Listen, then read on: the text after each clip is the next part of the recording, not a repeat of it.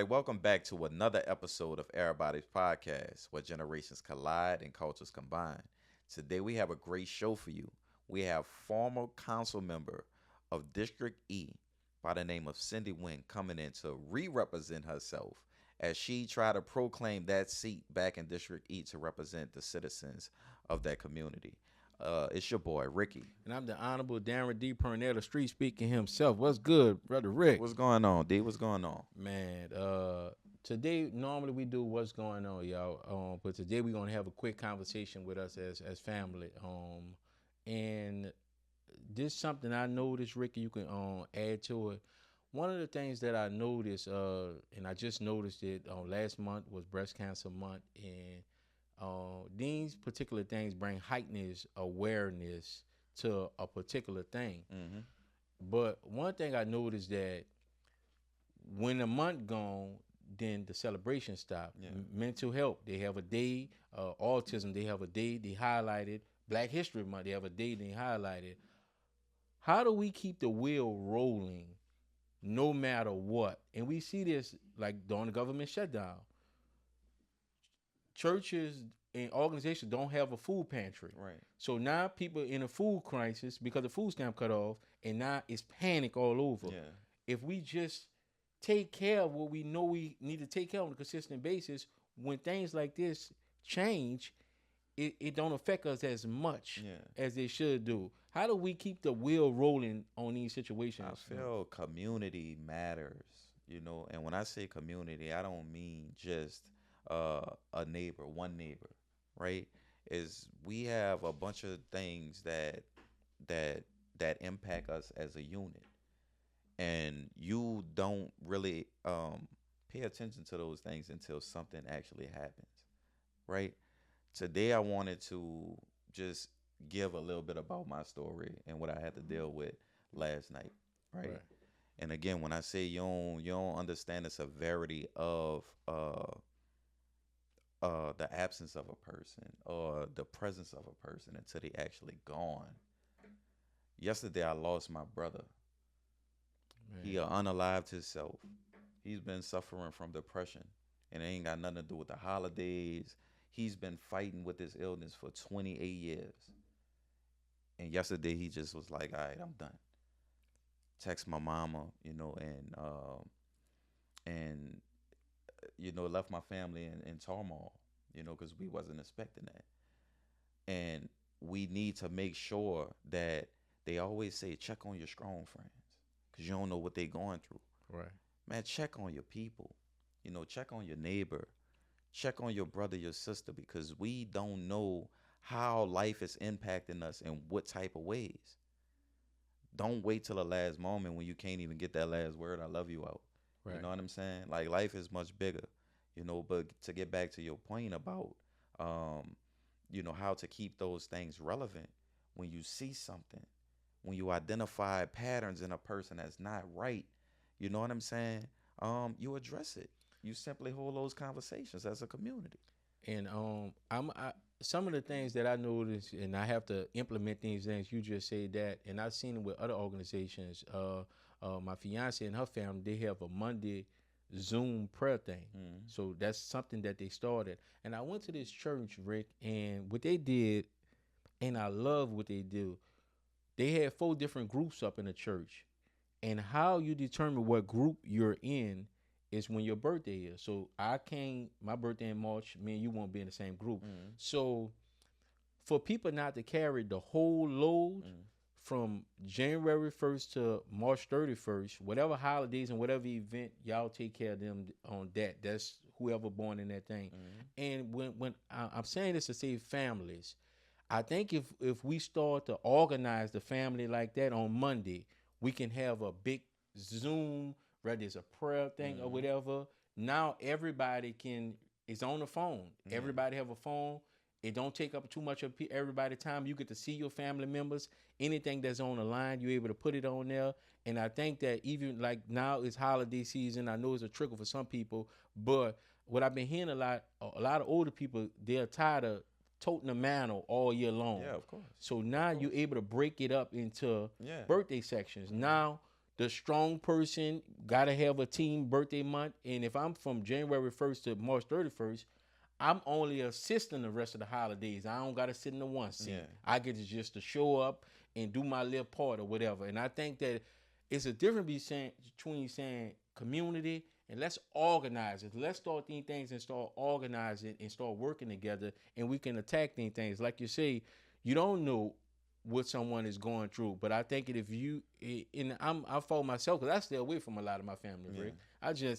You just don't want to do it. But I love them. If I got a phone call and they wasn't here, I'd be mad. Yeah. But I could be mad with myself now because I decide not to talk to them because I just be feeling like it's a waste of time. Yeah. But this definitely an eye opener for me with my own family to pull us together more than ever or whatever and have those conversations because I may think they're aggravating to me, but they might be going through something. Yeah. Yeah. So, this is the special episode that we have for you. And if you know anybody who's suffering from any type of depression, mental health illness, again, if you see the patterns, make sure you check on your individual. Don't wait until it's too late. They also have different hotlines you could call. I think it's 988 where you could call for the suicide prevention. It's just time to get involved, man. Now more than ever, community matters, family matters. I hope you guys took what we said and take it to heart, man. It's time more than ever for us to come together. We see the forces that's against us. You don't have to be a psychiatrist. You don't have to be a lawyer. You just have to be a good ear sometimes for somebody to listen to. And you may have the bottle of water, the plate of red beans, the hot dog, the hug that someone need to get them through this day. And this is from EraBody's podcast. I'm the Honorable Darren D. Purnell, the street speaker himself. And I'm your boy, Ricky.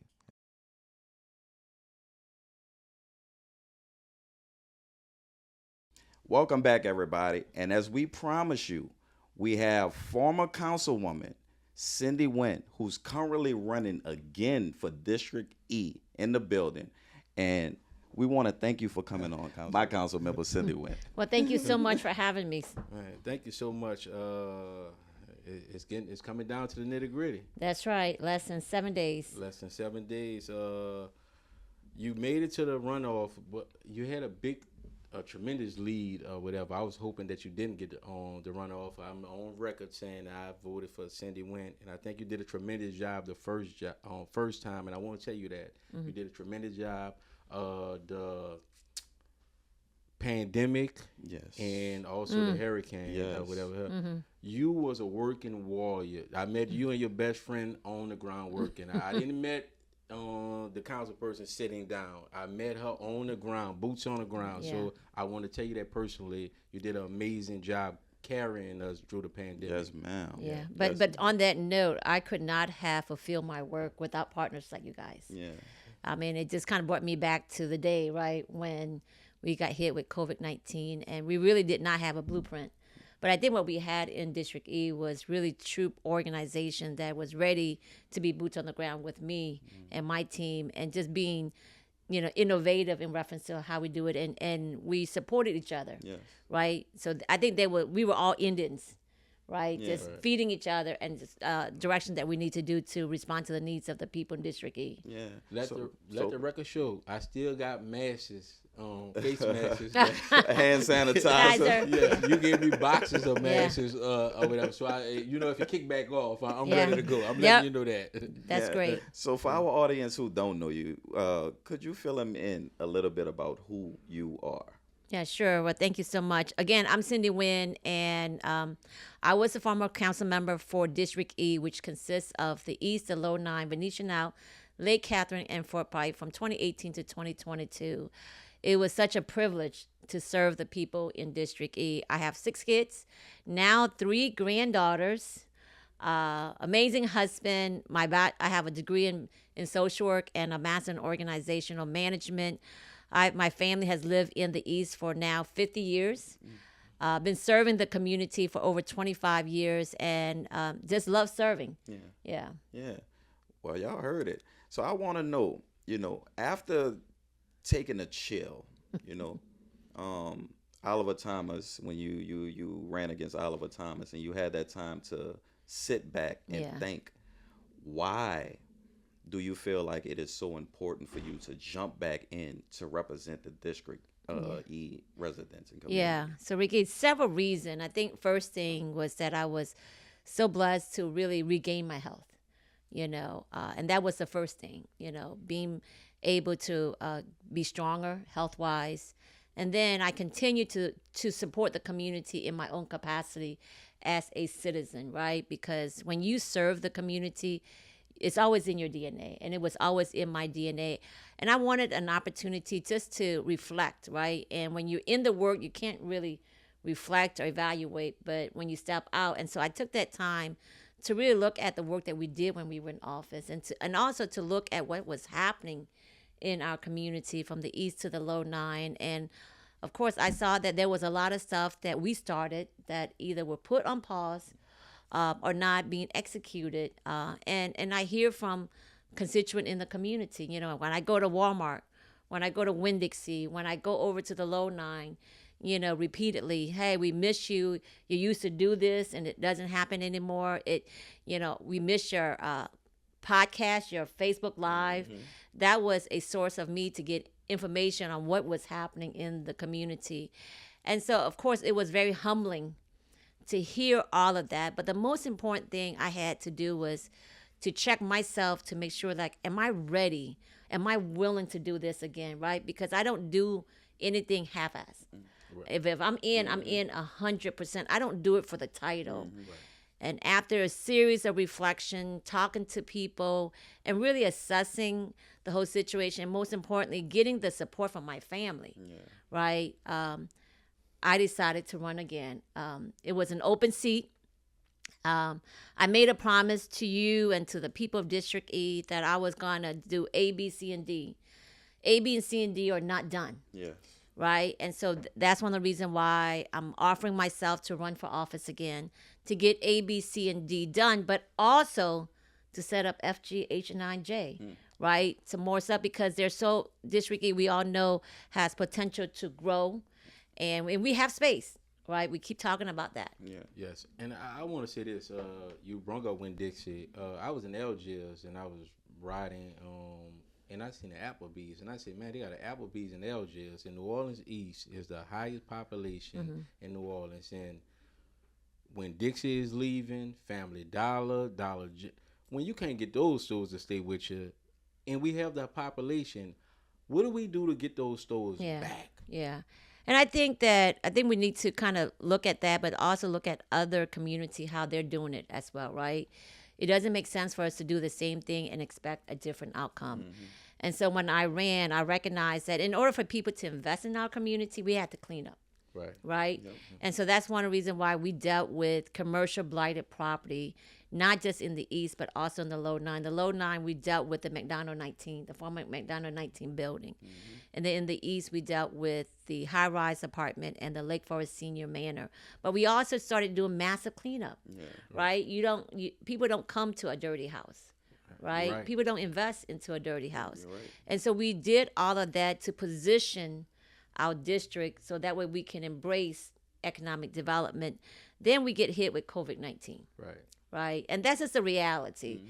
Let me tell you, if I could change one thing during the time that I was in office, it is to not to have COVID-19. Now, how long you was in your tender before COVID-19? 2 years. 2 years. And it carried you out?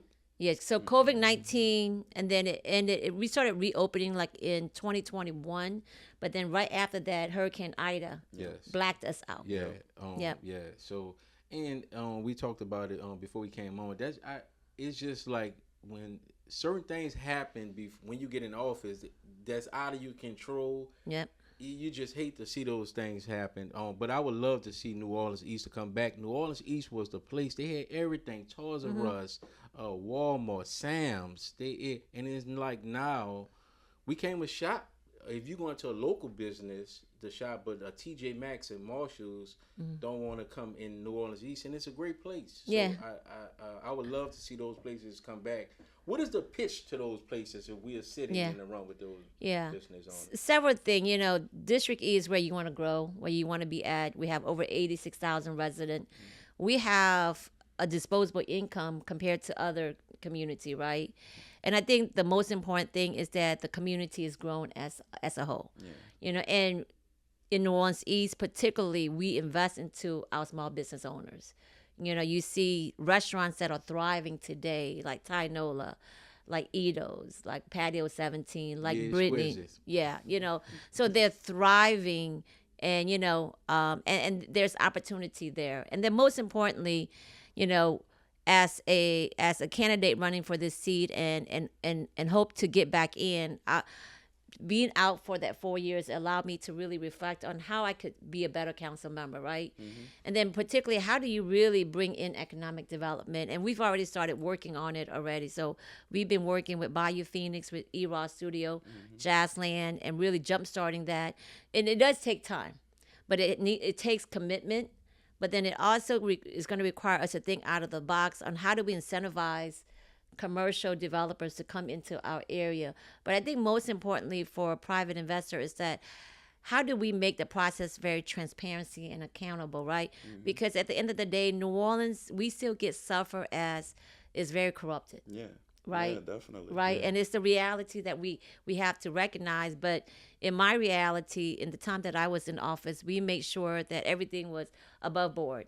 Accountability and transparency was one thing that I did all the time, and it was very open to the community, so they know what is going on. Yeah. So what's clear to see is that on top of the corruption that everybody's proclaiming, that the city is actually facing a deficit. 100 and what? 60 million. $160 million deficit. Yeah. Programs will be getting cut. Yep. We recently heard that youth summer programming is not going to be funded. Yeah. The cultural grant that the council members once held, money to Yeah. distribute to organizations will be cut. How will that impact the work that you feel like should be done with the city facing that $160 million deficit? Yeah. So, and listen, it is definitely a tall task, but it's a task that we need to deal with. We need to get our city budget back on track. And for the next, I think, 1 to 2 years, there's going to be a lot of tough love that's going to have to take place. I hear you, Ricky, about the program because, I came from nonprofits, so I'm definitely are looking at those summer programs, those after-school programs, those programs that are normally funded by government, by city, by the council, right? So I've also have a wealth of experience working in the private sector. We need to really engage a private sector, a private-public partnership to really make sure that our kids get access to summer program because, we don't want kids to stop learning during the summer, right? We want them to continue to stay engaged. So I think this is an opportunity how we bring in private partners to really support the work that has been done in our city, that has been funded by our city. But going back to the deficit, I remember the time when I was in office, I actually served on the budget committee. And people used to complain to me about, like, you were too tedious, very, tracking everything. But that's what I did. Right. I tracked all the expense. And if any department went over 10% of their spending, I'll be like, okay, what is this about? And then my 6-month mark is, okay, if you went over, you got the next 6 months to make it up, right? Because you got to have a balance. So I think sometimes the old-fashioned way work, but I also recognize that this administration had suffered a lot of major interruptions, right? Could you name a few? Oh yeah! Oh my God! The Bourbon Street attack recently, the collapse of the Hot Rock. Is it the Hot Rock? Yeah, collapse. What else? What? And then Ida. The snowstorm. So there were several, but then I also heard that there was a lot of overprojection of our sales tax from like different events that we were getting. Like from the Super Bowl and the Taylor Swift game. So I think those are lessons that we need to learn, right? And so my thought is like, going in, if they project, X amount of dollars, I'm going to take it down 30%, Right. 40%, right? Because I think what we did was we base our spending on what we projected, and that is very scary to think about it. And a lot of companies you see on Wall Street, when they go bottom up, that's one of the things they over project on. And in business, I always taught that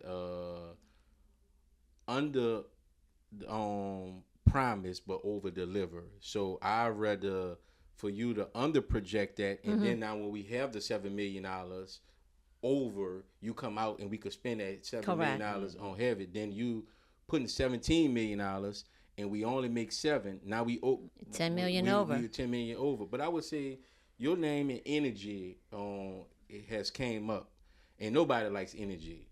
Energy of New Orleans.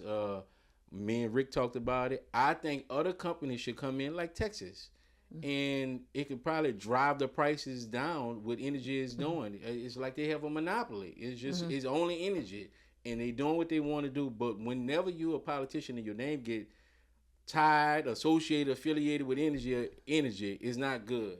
So they have a plant that nobody wanted, and they saying that you was in. That I was actually the council member that approved the plant, which is far from the truth. That plant that was built in the East was approved before I even got there. And who was the council person before? Councilmember James Gray. James Gray. Yeah, Right. so he was there. And then, and you know, like nonprofits, you know, so I used to run a nonprofit organization before I became a city council member. And just like nonprofits, we apply for grants. We apply to the Entergy Foundation, you know, that gives out grants to fund the work that we do in our community. And so my nonprofit received a grant to help the community, not Cyndi Nguyen, the candidate running for office, or not Cyndi Nguyen, the council member.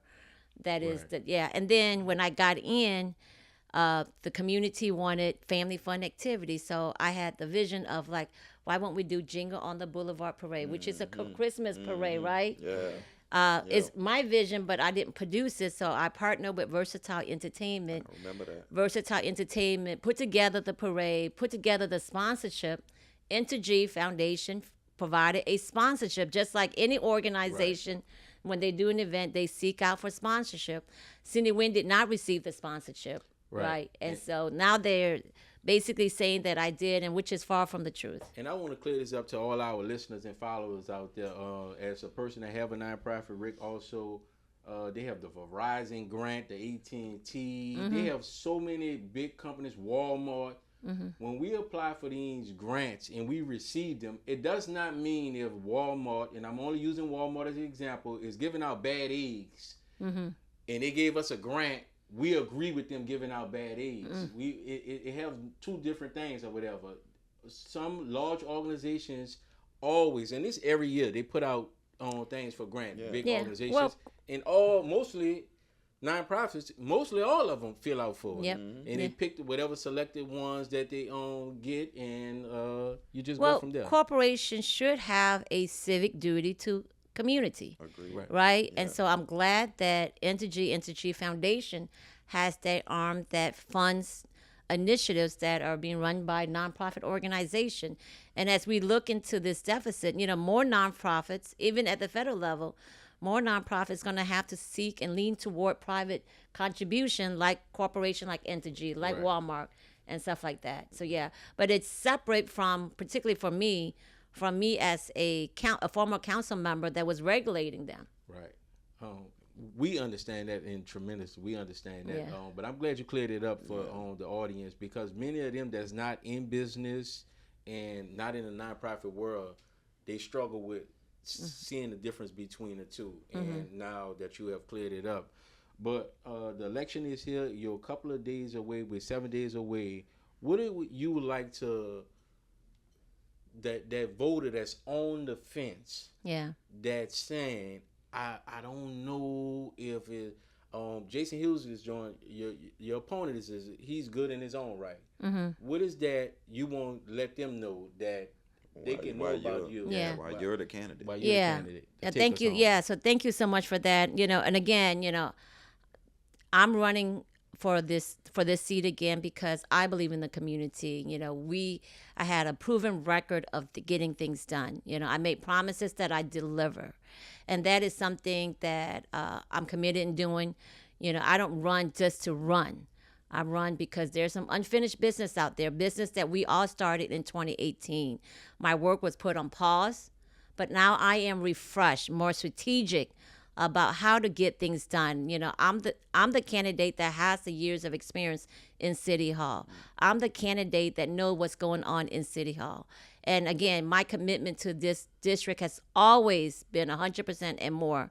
And again, as I stated before, if I was not ready to do this work again, because I know what it takes to do this work, and I'm going to do it more stronger than before, more strategic more than before. I've learned so much, and I've been listening to the community, just asking you for an opportunity to get this done and get our district back on track.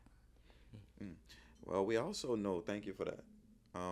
We also know that the East is also a food desert, and not many resources. Like Darren said earlier, most of the businesses are leaving. The one, and but they only gonna have one major supermarket there. Walmart. It's Walmart. Food, mental health services, all these different things are necessities that that district needs. What's the plan on resourcing, getting the pools resource to that community? Yeah, so I think for both the East and the Low Nine are suffering from like food desert, and which is the work that we started in 2018. And I know particularly in the East, there there's this transition with Winn-Dixie, right? We are working with the property owner to make sure that there is a reliable grocer producer that's going to replace Winn-Dixie, where it's going to be a very seamless transition for the East. But we also got to make sure that we're pushing for a healthy grocery store in the Low Nine as well, in which we do have a company that are looking to do that as well. But outside from just like your grocery store, right? When you remember when Ida came, even the grocery store was all shut down, right? And we couldn't get access to nothing. And so it got me thinking, I was like, well, we got to really look at long-term sustainability, right? And even the cost of food today has gone up.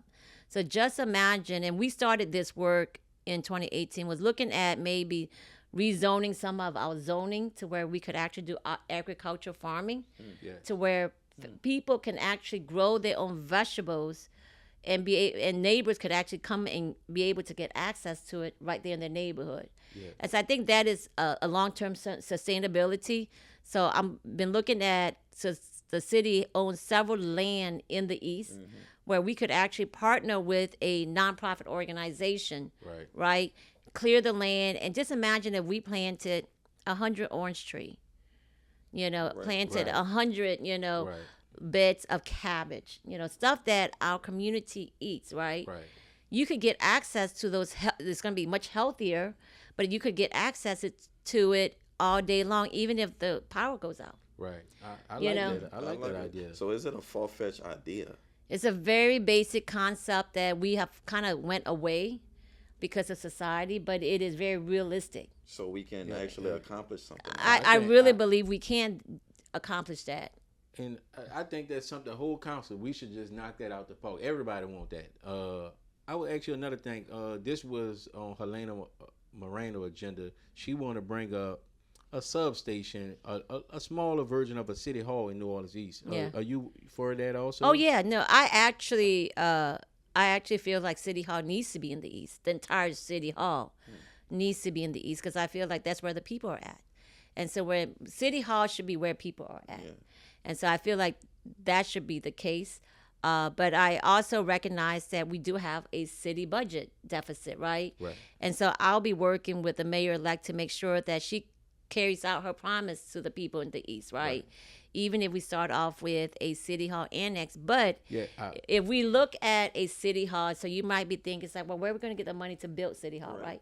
I think there's a way that you could do it. So there is what we call a TIF, a tax incentive financing, where we could put a penny on our sales tax and we could raise that money to build that City Hall in the East.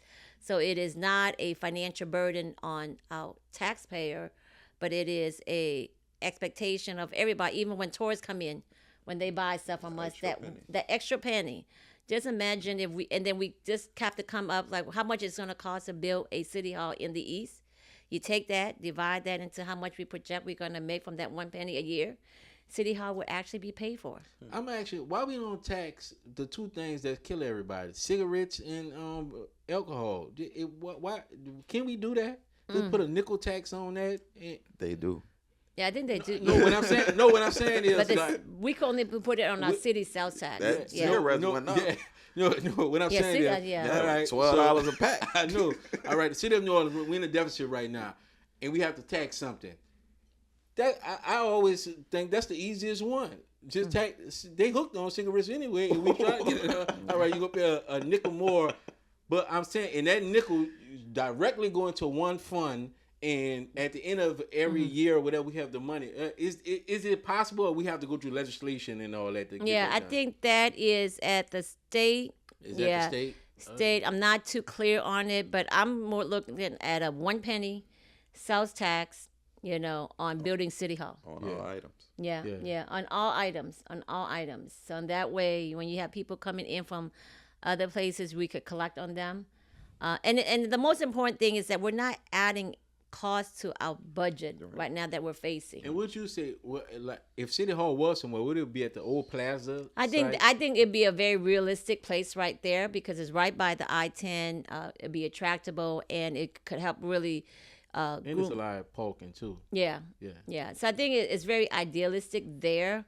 And again, it is something that I've always believed that city government should be where the people are at, and the people are in the East. Well, that's gonna be a hard fight for that one, but we'll take the Yeah. annex right Yeah, now. or no, whatever. we definitely want Yeah. to work. I definitely will work with the mayor, like to make sure, like she carry out her promise to the people in the East. Cause she have the own. Well, we do have the DMV, and that's a own good thing. And they even put one in Algiers. They have the DMV. They have one on Bullard. Oh, they Yeah, do? Yeah, yeah. they have a DMV on there, and I see now that they have one in the mall. They put one Yeah, I in Oakwood seen that Mall one. or whatever. So having where you don't have to go to the big Yeah. spots or whatever, I think that. Well, the motor vehicle has been in the East for a while. It used Yeah. to be in there. Yeah, it been there a Off of while. Lake Forest Yeah, it and was on Crowder. that's the one where I got my driver's license Yeah. from or whatever. But it took a while for us to get the one on Bullet, and it helps out where the most residents at. Yeah. Why we shouldn't have a on thing. Yeah. We're gonna take a quick commercial break. This segment was brought to you by Everybody's Coffee.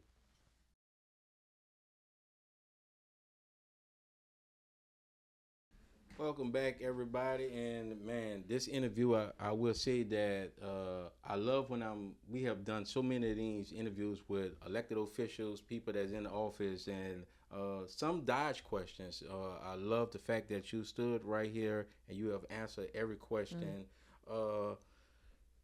Do you think, and I have to ask this question, you're running against Jason. I would love him to stay where he is at because he's doing a tremendous job, and I would love for you to have this job so we'll have two hard workers on there. If you do not win, what are you going to continue to still do the work? How do you still stay actively involved in this? Because we still need fighters, whether you're in a position or not. Correct. How do you stay in position where you can hold them accountable and still help push District E forward? Yeah. Well, first of all, I would love your first idea. Right? I would love that, with no disrespect. And I agree with you on that. I think the second thing for me is, even when I got out the first time, I didn't stop working for the community. I had to take a pause for a second leaving office. I had to take care of Cyndi Nguyen. I had a lot of health issues that I faced and had to deal with. And then when I got stronger, I started looking at strategically, like what makes Cyndi Nguyen happy, right? And so I got involved, going back to Giving Hope, start volunteering there because if you guys remember when COVID-19 happened, it was them that stood up for our people in District E. Yes. And I don't forget who was there for us, right? And so I went back there and just trying to ease back into, the community because I've always been in the community doing work. So I started helping them and start looking at where I want to be at to make the greater impact. And so your other part of the question is like, yes, I will continue to be active in the community. And it's a way of just finding out where my niche is at, right? What am I passionate about? What matters? Everything matters to me, but strategically I have to look at what counts. And so I do plan to continue to stay involved. Don't know. More than likely, it's probably going to be around senior citizen. If not, it's going to be around our young people. Yes, I think that's two crucial aspects that we have in our community that's overlooked and don't get the fair share. Seniors, I went to visit a church today and they had seniors today, and I was hugging them, and one of them was saying, nobody comes to check on them, and you would think that they have led the way that people would. And as she telling me this, 5 o'clock this morning, I text like 5 seniors and just let them know I was thinking about 'em or whatever, and they need it. And then with our youth, Rick do a lot of work with the youth. We know that they just feel unheard. Yep. So in this campaigning, how do you interject with the youth? How you been communicating with the youth? Yeah, and so basically just interacting, like seeing a lot of my young students that was part of my program, really listening to them, and so I've been exploring some ideas, and one of the thought was like, we really need to make sure our youth have a voice, and that they also understand that their vote matters, right? Because many feels like they're not contributing to the election process, right? Because they feel like their voice is not being heard at all. So I definitely I'm looking at exploring the area, really getting them and creating a space for them to have that voice. But for our senior citizen, I'm planning to continue the work that I started, really connecting with them, meeting with them on a regular basis, and just let them know what is out there and providing the educational workshop. But I'm also looking at building a senior housing, leaving a legacy back, because I came back home almost 25 years ago because of my grandparents, and I've lost my grandparents now for almost 20 years, and they still are very true, stay in my heart. And so something that I've always dreamed of doing is to build a place where they could actually live, seniors could live there and really enjoy their time together. Yeah. Right. So yeah. So I think the next question I have, realistically, within this next term, do you feel like we could really start checking off things off this bucket list? Yeah.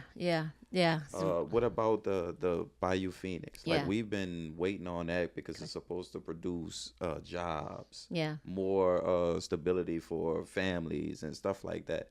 Is these projects actually going to come to life? Yeah. I could tell you, particularly the Bayou Phoenix EraBody's studio project, their emotion to break ground next year.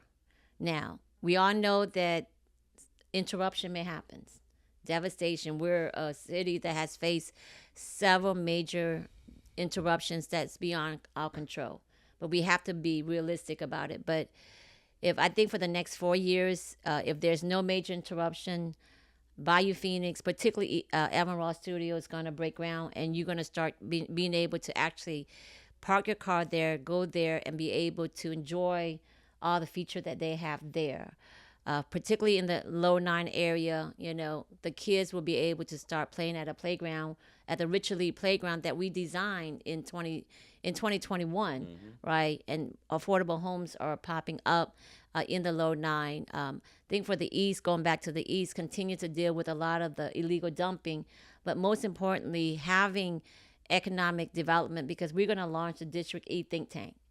And so I've been talking to a lot of our small business owners. They feel like they're out there by themselves. They just don't have the support. That's the next question I was going to ask you. Yeah, so I'm going to launch the District E think tank, and that think tank will consist of technical assistant, lenders that are sensitive to Black and brown communities, grants opportunity, low income opportunity, support system that when there is a devastation, that our small business community has an entity or group to lean on to help them get through the hump. Because when we have interruption, we think of just family, but Right. our small business are hurting as well. Right. And if we don't help them, then that's how they leave us, right? That's how community lose those type of businesses. So we gotta also make sure like they are also at the table and providing that support as well. This is my last question. As a small business owner in the city of New Orleans, I always feel left out. I feel New Orleans have so many major events. Most of my mentoring is with other business owners. Orleanian city contractors come. The Super Bowl come down here. You meet guys from Minnesota, Indiana, Chicago, whatever. They got the jobs. They getting the thing, and it's like we're the place where we hold a big events. But the trickle never trickle down to the small guy. How do we set this city up for even whether it's my janitorial company, whether it's my vending company? When the event come to New Orleans, you got to see our small business. Or we don't even want the event. It's not like that in this city. This city, so many of our best and our brightest is flee to Atlanta. They flee to Texas. not because it's a better life. When you get in those places, they welcome you in. They slide the door open with open arms. But when you in this place right here, if you make it as a small business owner and get to the level you want to be at, it's so hard. And one of the parts that's hard is our city council and our mayor do not make sure that we get a bite of the apple when things are done big in this city. We may have had more Super Bowls than any other state. We have the Sugar Bowl down here, Mardi Gras down here, but the small dogs don't eat. Yeah, I remember that conversation when I was in office about the procurement, about DBEs. And so I actually passed legislation to increase the percentage that when there is an opportunity that it needs to be 35% of our DBEs. And so, of course, that is an area that I definitely want to revisit to make sure like our DBEs are getting their share. And I definitely agree with you. I was talking to a friend, and he does set up for convention. And he's like, I could never get the prime. I'm always a sub to a sub. Right. And that's very disappointing. And that's one of the reasons why, when there's an opportunity for our small business owner, I'm bringing them to the table. So like Alvin Ross Studio, the project that I mentioned, had Alvin hosted a meeting with our small business owners. So they already know what is going to be coming down the pipe for his project, and his project is supposed to commence next year. So I got them to the table, start meeting with Alvin Ross himself, and start talking about where they can have that piece of the pie and not the crumb. Yeah. And I want to add to this. This is one of the things, if you didn't know, I want to bring it to your attention. This is one of the killers. They have the DBE. In some of these things, they want you to carry $1 million in insurance. Correct. All right. So if I'm carrying $1 million in insurance, the contract is not till next year in June. So I'm not guaranteed to get it, but on the application, I have to, for a certain amount of time, carry $1 million in insurance. Now I get to the table, you on net 30 me. See, you can net 60 or net 30. Let's just say a big old company like Bow Brothers or Energy. They can afford to wait for the payment. Correct. The small company can't afford to. I'm already carrying weight, and I'm not guaranteed to get nothing. Then when I get in the door, it's you want a net 60 and net 30 me. The city it just hit the news where all the people that have sued the city of New Orleans, they got about, whether it's the camera system, $25 million out. It's just you don't pay your bills on time. Not for me to get in the door to do business with you, and you don't want to pay me on time. But I got to carry the weight of having the insurance and all these permits and situations before I can just get in the door. So I think if we can improve this situation, you make it easier for me to get in the door. If you're going to sit me down at the table, when do I need to carry this insurance? Let's just say if it was 6 months, cut it down to 3. This permit, when actually do I need this permit? Because you're making me carry this permit for this a longer time, and then now when I'm getting at the table, I didn't carry this amount of money, this permit and everything, and then I'm the sub to the sub on a net 60 or net 90 contract. So who's over procurements? So there's the economic development department that is over there. So the council is over that, or is that like the that's mayor's? under the mayor? The mayor's administration. It's more under mayor. But if we're gonna work together, and you sit at the table, because you sitting at the table with a lot as a business owner, and it's bobbleheads, it's camera, photo shoots. But when you really get down to it, it's the same old thing. I didn't sit in these meetings, and you walk out there with the same thing. So as a person that I know that's going to be the next council person, if you invite me at the table, if the rules don't change, it still end up in the big timers' hand, because they can afford to carry the weight of the. All right, I ain't get paid in 90 days. All right, I got you. Yeah. No, I think for me is being out for 4 years and having to reflect and hear and stuff like that. Again, more strategic and more direct, because we cannot continue to operate as a city this way because our people are hurting. It is really our people that are hurting, and that cannot continue. We got to make sure that the process that we have in place or the policy that we have in place makes sense for our people, and that they are at the table and not under the table. Under the table. That's a good one. Under the table. Are you willing to come back to be a friend of this show? Oh yes, for sure. All right, now I want you to look your people right now. Look right in that camera right there, and let them know why this coming November 15th, they should go to the polls. They should make it happen. And where Yeah. they can find you at. Yes, sure. Again, I'm Cyndi Nguyen. My ballot number is 55. Listen, you know the work that I've done when I was in city council. You know how to reach me. I was accessible. I was transparent. I was boots on the ground getting things done. I made promises to you that I deliver. All right. I'm asking you guys to bring me back. I'm asking you guys to give us another opportunity to continue this work. We already started the work. We just need to get back in and continue the work, and you can play a role. This coming Saturday, it is election day, November the 15th.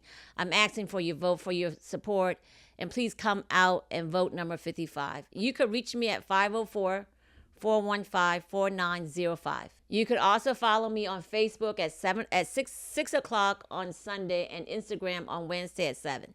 Once again, I'm the Honorable Darren D. Purnell, the street speaker himself. And you don't forget to get our business on our book, Businessmen, on Amazon. And our coffee is also available online. Yo, Rick. You heard the man. I hope this interview episode was just as informative to you as it was to us. Thank you, council member, former council member, future council member, for coming on this show. And again, like Darren said, Businessman is out right now on Amazon, and make sure you cop your a cup of coffee, a bag of coffee to go with the read. And I'm your boy Rick, and we out. Peace.